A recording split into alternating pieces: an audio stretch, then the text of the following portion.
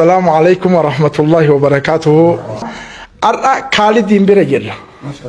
خالد كونو خالد أبا خالد أبا خالد خالد يوجنجرا خالدين نمو تباي تجير إثيوبيا أنا مليون ربطكم مليون زيادة مشان جانيمي صدق مامي إلى كويس سامبر مالي في أمتك أنا مرة كيسة خالد يوام تاني سنر.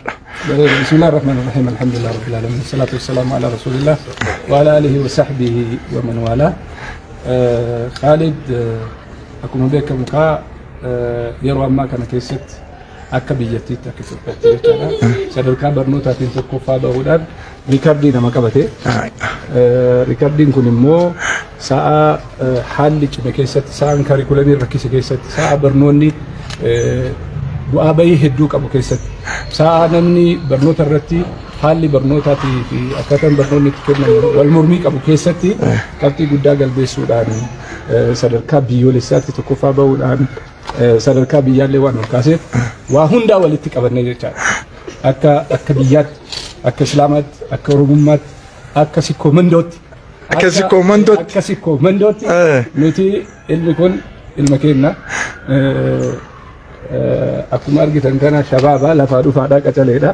Sadarkaa kanaan biyyattii waamsisuun sadarkaa guddaa waan ta'eef qormi kun isaaf qophaa'ee abbatu qalataa Oromuma qormaa dhiyeessanii karraa hafe immoo seremonii itti aanu waliin haasofna.